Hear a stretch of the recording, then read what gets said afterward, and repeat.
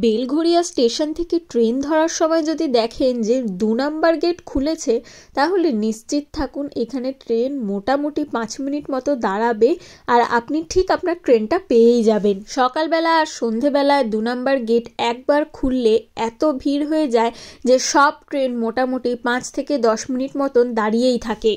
আমাদের ট্রেন এমনিই দেরি করে এসেছে, তাই বাড়ি থেকে সময়ের একটু আগে বেরোলেও ট্রেন পেতে খুব একটা অসুবিধা হয়নি। Hello everyone, welcome to madly Rockerz blog channel. শীতের আমেজ নিয়ে সোনালি রোদ গায়ে মেখে সকাল সকাল বেরিয়ে পড়েছি ঘুরতে।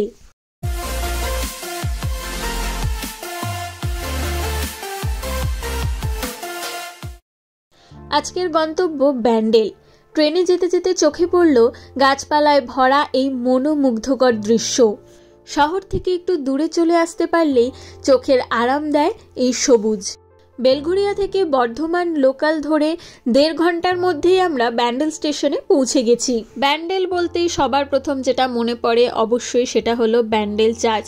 আমরাও স্টেশন থেকে নেমে 20 টাকা করে অটো করে প্রথমে ব্যান্ডেল চার্চের উদ্দেশ্যে রওনা দিলাম। আসলে ব্যান্ডেল এসেছি একটা কাজের জন্য, একজনের থেকে একটা আর্ট কালেক্ট করতে হবে। তো ভাবলাম যে এত দূর যখন যাচ্ছি শুধু 5 মিনিটের কাজের জন্য যাব, তার থেকে ভালো ব্যান্ডেল শহরটা একটু ঘুরে নেওয়া যাক। সাথে নিয়ে এসেছি আমার বান্ধবী চন্দ্রদপাকে। সকালবেলায় রোদ হবে ভেবে আমি কোনো সোয়েটার না নিয়ে শুধুমাত্র 2টো জামা পরেই চলে এসেছি এবং গঙ্গার ধারের হাওয়া আমাকে পুরো কান থেকে মাথা অবধি সব কাঁপিয়ে দিয়েছে। চার্চে ঢোকার মুখেই দেখলাম এরকম ফুলের হেয়ার ব্যান্ড বিক্রি হচ্ছে 20 টাকা করে।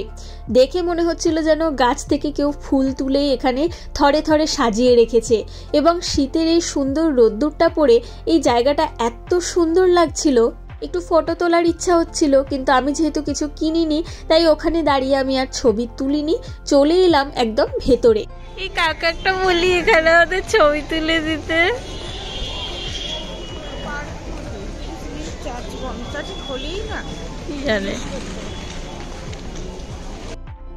এরকম অদ্ভুত একটা গলা করে কেন আমি কথাটা বলেছি আমি নিজেও জানি না।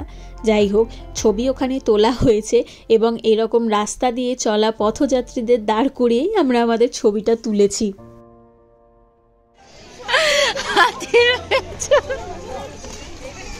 আমার বন্ধু আমাকে হাতির পেছন তুলতে বলেছে, তাই আমি তুললাম।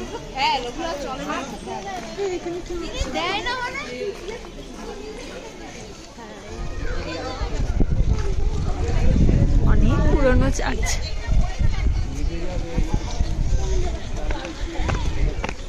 চার্চের মেনটেনেন্সটা এতটাই সুন্দর যে দেখে কেউই বলবে না এই চার্চটা প্রায় 400 বছরের পুরনো একটা চার্চ।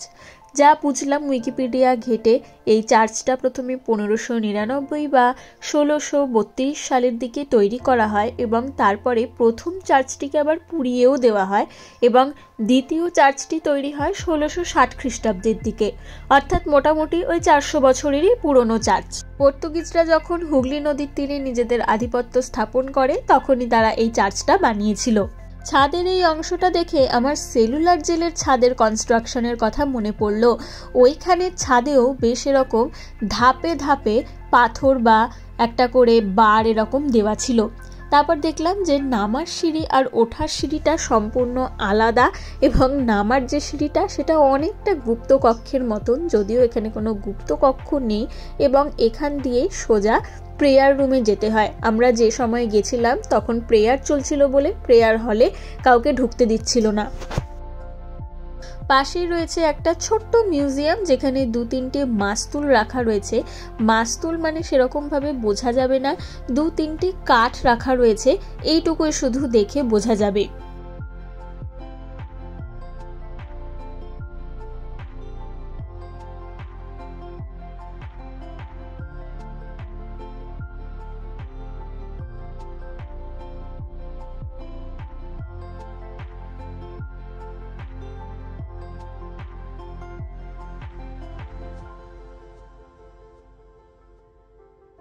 এরপর ব্যান্ডেল চার্চের সামনে থেকে টোটো নিলাম। টোটো আমাদের 400 টাকায় হংসেশ্বরী মন্দির নিয়ে যাবে বলছিল। আমরা 350 টাকায় রফা করি, কিন্তু তার মানে এই নয় যে আমরা খুব একটা লাভ করতে পেরেছি। 800 টাকায় হংসেশ্বরী মন্দির, ইমামবাড়া আর লাহিড়ী বাবার আশ্রম ঘোরাবে বলছিল, কিন্তু আমরা অনেক বেশি টাকা চাইছে ভেবে আর গেলাম না অত কিছুতে। 350 টাকা শুধু হংসেশ্বরী মন্দিরটা ঘোরানোর জন্যই বললাম। পরে দেখলাম ব্যান্ডেল চার্চের সামনে থেকে অটোও ছাড়ছে হংসেশ্বরী মন্দির যাওয়ার জন্য, এবং আমার বিশ্বাস আমরা যদি অটো করতাম তাহলে আমরা আরও কম টাকায় চলে আসতে পারতাম। তাই আপনারা যারা যাবেন ভুলেও আমার মতো ভুল করবেন না, টোটো নেবেন না, অটোতে উঠে যাবেন, আমার বিশ্বাস আরও কম টাকায় হয়ে যাবে। মায়ের মন্দির, তাই সুন্দর করে পুজোর জন্য ফুলের ডালা সাজানো রয়েছে এবং এটাও দেখতে বেশ সুন্দর লাগছে। ও এইখানে কিন্তু 2 টাকা করে জুতো রেখে তারপর মন্দিরে প্রবেশ করতে হবে।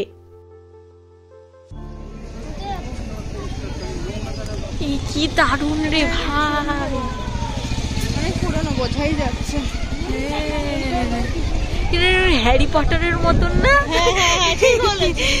হ্যারি পটার ক্যাসেলটা যদি বাংলায় তৈরি হতো নির্ঘাত এরকম দেখতে হতো। আপনাদের কি মনে হয় আমি কি এটা ঠিক বললাম না ভুল বললাম? অনেক প্রাচীন মন্দির, বলি প্রথা বন্ধ হয়েছে দেখে খুব ভালো লাগলো। এবং এখানে যে একটা রাজবাড়ি রয়েছে এবং তাদের যে এই মন্দির, এটা সম্পর্কে আমার কিন্তু কোনো ধারণা আগে ছিল না। এই মন্দিরটা বাঁকুড়া বিষ্ণুপুরের মতন একটা ফিলিংস দিচ্ছিল। উইকিপিডিয়া ঘেটে যা বুঝলাম, হংসেশ্বরী হলো মা কালীরই এক রূপ। মূর্তিটা চাক্ষুষ দেখার সুযোগ হয়নি, তবে ছবিতে দেখলাম মা কালীর কিন্তু জিভ বেরিয়ে নেই এখানে, তবে শিব কিন্তু পায়ের নিচে শায়িত রয়েছেন। যে রাজা এই মন্দিরটা বানাচ্ছিলেন তার মৃত্যুর পর তার দ্বিতীয় স্ত্রী এই মন্দিরটা বানানো শেষ করেন ওই 1814 সাল নাগাদ। বুঝতেই পারছেন এই মন্দিরের স্থাপত্য কিন্তু অন্যান্য মন্দিরগুলোর থেকে অনেকটাই আলাদা। গম্বুজগুলো অনেকটা পদ্মের কুঁড়ির মতো এবং ভেতরের স্ট্রাকচারটাও মনুষ্য দেহের আদলে তৈরি। চাইলে আপনারা উইকিপিডিয়াতে গিয়ে বা এটা সম্পর্কে আরও বিস্তারিত তথ্য পড়তে পারেন। আমার কিন্তু বেশ ইন্টারেস্টিং লাগলো। অনেক হলো ইতিহাস চর্চা, মন্দির দর্শন, এবার একটু নিজেদের ছবি তোলার পালা। জায়গাটা এত সুন্দর এবং এত সুন্দর রোদ ঝলমলে একটা দিন যে অনেক সুন্দর সুন্দর ছবি আমরা তুলেছি। দেখুন এই গাছটাও আমার যেন হ্যারি পটারের ওই গাছগুলোর মতোই লাগছে। মন্দির থেকে বেরিয়ে জুতো রাখার জায়গা থেকে দেখা যাচ্ছে ওই দূরে রাজবাড়ি, এবং রাজবাড়িটার ভেতরে ঢোকার অনুমতি নেই, তবে সামনে অবধি আমরা গেছিলাম এবং ওখান থেকে মন্দিরের যে ভিউটা ওটা আরও সুন্দর। এই বাড়িতে এখনো লোক থাকে ঠিকই, আমরা দেখতেও পেয়েছি। তারা এখানে সারাদিন থাকে নাকি ঘুরতে এসেছে সেটা জানি না, কিন্তু আমি নিশ্চিত রাতের বেলা এখানে আসলে গা ছমছম করবেই, আর মঞ্জুলিকা এবং আমি যে তোমার গানটা মনে পড়বেই। আমরা কোথাও গেলেই সকালে ফুচকা কেন খাই?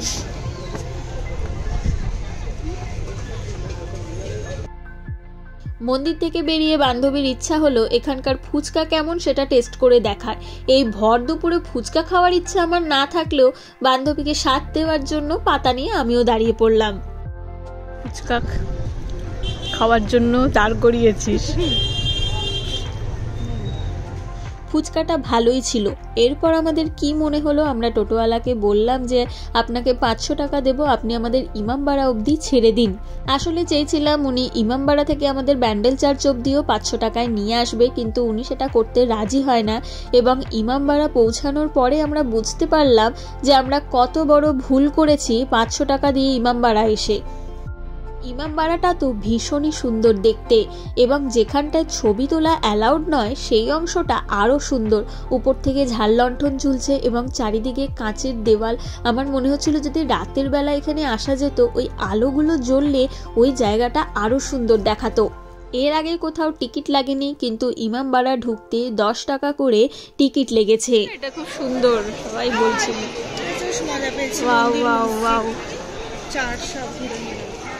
এই আমার গ্রিলটা করে দিবি কিন্তু, চার্চের সামনেটা মনে রাখিস। হ্যাঁ, আমরা আজকে কিন্তু একই দিনে মন্দির, মসজিদ, গির্জা সবই ঘুরে নিলাম এবং সেটা নিয়ে একটা ছোট্ট মতো রিল করেছি। এবং এখান থেকে নৌকায় ঘোরারও ব্যবস্থা রয়েছে। এখানে একটা জায়গায় লেখা রয়েছে এই স্থানে আপনার মূল্যবান সময় নষ্ট করিবেন না। দেখে খুবই খারাপ লাগলো, কারণ এরকম উদ্ধতভাবে কে লেখে, লেখারও একটা ধরন হয়, সব কিছু কথা বলার একটা ধরন হয়। ওই যে দূরে দেখা যাচ্ছে হুগলি ব্রিজ, আমার কাছে শুধু একটা চাদর, কোনো সোয়েটার নেই, এই ঠান্ডা হাওয়া মনে হচ্ছে যেন হাড়ের ভেতর কাঁপুনি ধরিয়ে দিচ্ছে, কিন্তু জায়গাটার সৌন্দর্যও এমন যে এখান থেকে যেতেও ইচ্ছে করছিল না। বোম্বে, ভুটান সব কিছু পেরিয়ে যখন নদীর দিকে গেলাম, দেখলাম 200 টাকা দিয়ে নৌকা ভ্রমণ চলছে, কিন্তু আমার বা বান্ধবীর কারোরই ইচ্ছা করলো না যে এখানে আবার নৌকায় 200 টাকা খরচ করি। টোটোতে অনেক টাকা খরচা হয়ে গেছে এবং এরপরে না জানি আরও কত টাকা খরচা হবে, সেই ভয়েই আমরা আর নৌকা চড়লাম না। এখানে 2-3টে ছবি তুলে এখান থেকেও কিছু না খেয়েই আমরা বেরিয়ে এলাম। এই যে আমরা 2 মুরগি, আজকে আমরা বিশাল লেভেলের মুরগি হয়েছি। বেসিক্যালি এখানে যদি কেউ আসতে চায় তাহলে পরে কোনো টোটো ভাড়া করার দরকার নেই। স্টেশন থেকে অটো করে 20 টাকা ব্যান্ডেল চার্জ, ব্যান্ডেল চার্জ থেকে হংসেশ্বরী মন্দির বা ইমামবাড়া 20 টাকা, হংসেশ্বরী মন্দির যাওয়া আসা 350, ঠিক আছে আমাদের নিয়েছে, এটা তাও ঠিক ছিল। তারপর আমরা ব্যান্ডেল চার্জ থেকে ইমামবাড়া গেলাম আরও 150 টাকা দিয়ে, যেটা খুবই বাজে একটা ডিসিশন ছিল, কারণ আমরা ফিরলাম ইমামবাড়া থেকে ব্যান্ডেল চার্জ অবধি 20 টাকায়।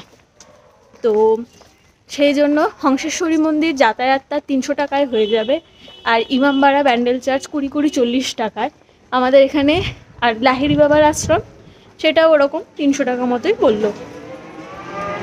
তো সব মিলিয়ে 600 থেকে 700-র মধ্যে হয়ে যাওয়ার কথা, সেখানে আমাদের 800 টাকা চেয়েছিল, আমরা যাইনি। 500 টাকা অনেক বেশি চার্জ আমরা দিয়ে ফেলেছি, কারণ আমরা লাহিড়ী বাবার আশ্রম ঘুরিনি। তো এটাই, এখানে আসলে এগুলো একটু খেয়াল রাখতে হবে। 600 টাকা ইজ ওকে সবটা ঘোরার জন্য, এর বেশি চাইলে আপনি ঠকবেন, আর চাইলে আলাদা আলাদাও ঘুরতে পারেন, সেটাও ভালোই হবে। কিন্তু 500 টাকা দিয়ে হংসেশ্বরী আর ইমামবাড়া নয়, সেটা খুব খুব বাজে। আমাদের 100 টাকায় আমরা কত কিছু খেয়ে ফেলতে পারতাম, সেটা আমাদের আর হবে না। যাই হোক, কোনো নতুন জায়গায় গেলে ঠকতেই হয়, এটা আমার বন্ধু আমাকে বললো। তো ঠকে গেছি, আর কিছু করার নেই। এবার আমরা আধ ঘন্টা হেঁটে ব্যান্ডেল চার্চ থেকে ব্যান্ডেল স্টেশনের দিকে যাচ্ছি। মাঝে একটা দোকান দেখেছি আমি, ওখানে খাবো, খেয়ে তারপর বাড়ির দিকে যাব। খুব একটা বড় রেস্টুরেন্ট এখানে নেই, ওই একটা দেখেছিলাম ব্যান্ডেল চার্চ থেকে ইমামবাড়ার দিকে যেতে, এবং এইখানে একটা বেঙ্গল বেকারি এবং তার সাথে একটা রেস্টুরেন্ট। আমি আসার সময় বলেছিলাম যে এখান থেকে আমি কেক না খেয়ে যাব না, এবং এতটা ক্যালোরি ইনটেক করব, তাই জন্য কিছু ক্যালোরি তো ঝরাতে হবে। তাই চার্চ থেকে স্টেশন অবধি আধ ঘন্টার পথ আমরা হেঁটেই এলাম।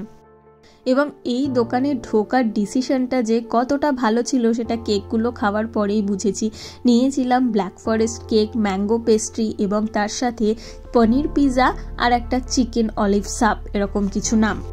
চিকেনটা খুব একটা ভালো লাগেনি, এছাড়া বাকি সবগুলো আইটেমই খুবই ভালো ছিল। এরপরে গোলাপ জামুন উইথ আইসক্রিম নিয়েছিলাম। কুলফি নেওয়ারও আমার ইচ্ছা ছিল, কিন্তু বলল ঠান্ডার জন্য কুলফি বন্ধ আছে। কোনো ব্যাপার না, একদিন গরমে এসে আমি কুলফিও খেয়ে যাব।